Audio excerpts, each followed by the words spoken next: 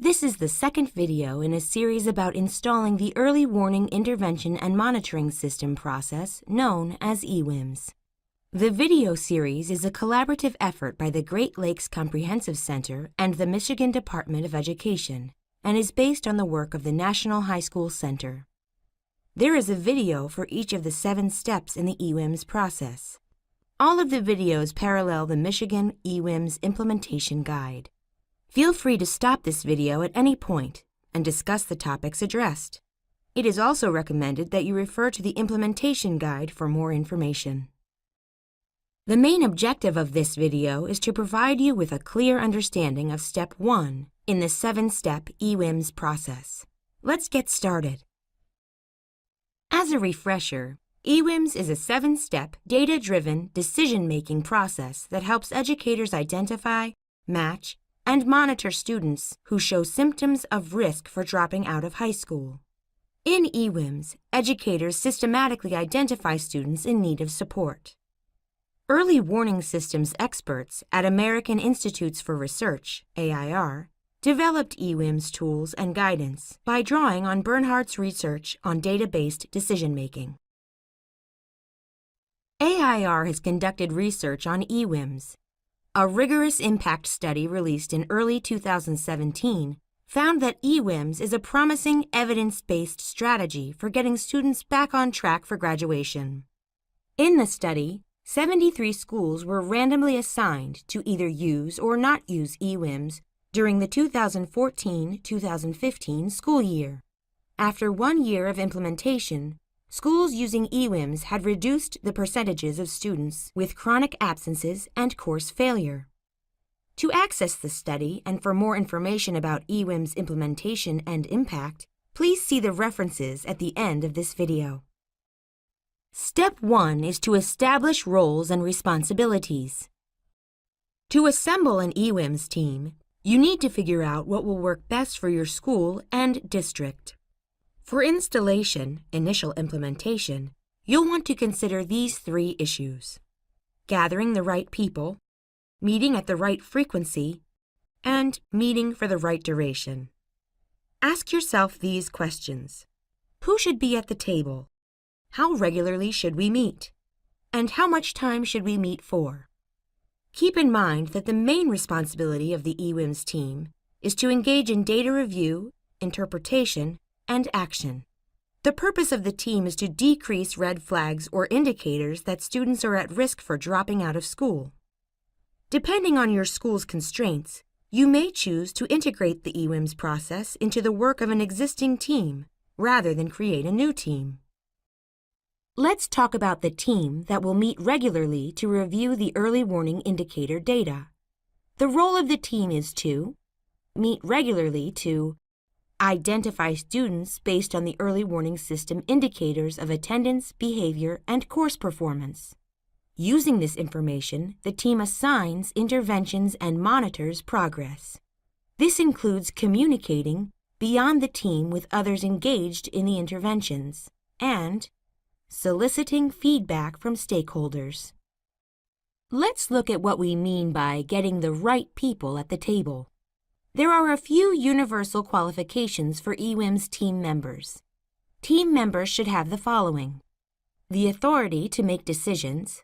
This is important because they will need to communicate next steps that require action. The expertise to manage and analyze data, including strict adherence to data privacy. Diverse knowledge of students, interventions, and resources. The best team members know the students personally and have an understanding of the school and the community. Clearly, assembling a strong EWIMS team can't be accomplished by simply bringing together staff who participate on committees because they're willing to stay after school. For initial implementation, you may need to schedule time for the EWIMS team to receive training on the EWIMS process and data capabilities. In most school districts, there are already teams in place that review data and/or assign interventions.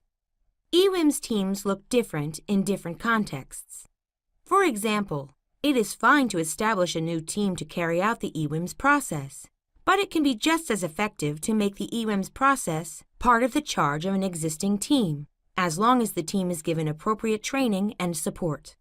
There are schools that embed EWIMS into an existing student study team, a multi-tiered systems of support team, or a school improvement team.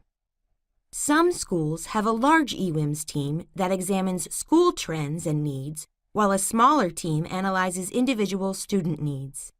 Some schools have different EWIMS teams for different grade levels or student cohorts. Here are some suggestions for the broad representation you will need for your EWIMS team.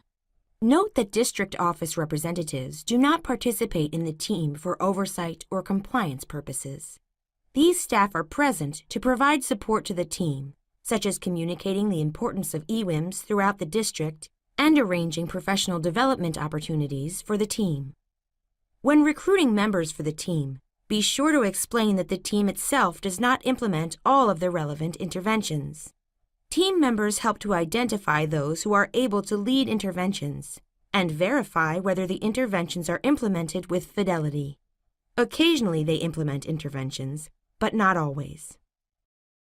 Once you have identified members who have agreed to be on the EWIMS team, you'll need to determine roles for team members. The following roles are critical: the team lead, the data lead, and the meeting facilitator. We will discuss the optional rotating roles shortly. An agenda for each meeting should be prepared at the end of the previous meeting. Some items should be addressed at each team meeting, such as reviewing data from the tool, actions taken for individual students and groups of students, ongoing and completed action items from the previous meeting, new action items, and communication with staff and leadership. Notes, which should be taken at each meeting, should include the action items identified and individuals responsible for each action. Finally, the agendas and notes should be kept on file to provide a record of the team's work. How often should the EWIMS team meet? We recommend meeting at the following critical time periods. First, be sure to meet before the new school year begins. Then, meet at the start of the school year to focus on students who ended the previous year with indicators of risk, as well as students who are new to the school, including the freshman class. Meet again after the first 20 to 30 days of the school year to address students who are falling behind or failing to attend school. These students will have a hard time catching up later. Meetings should be held regularly throughout the school year, a minimum of once after each grading period.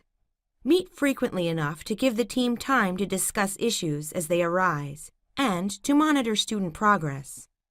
And be sure to meet at the end of the school year to discuss how to improve student supports and the overall operation of the EWIMS team. In other words, we recommend that the team meet at least monthly. However, you may find that your team needs to meet more frequently than monthly.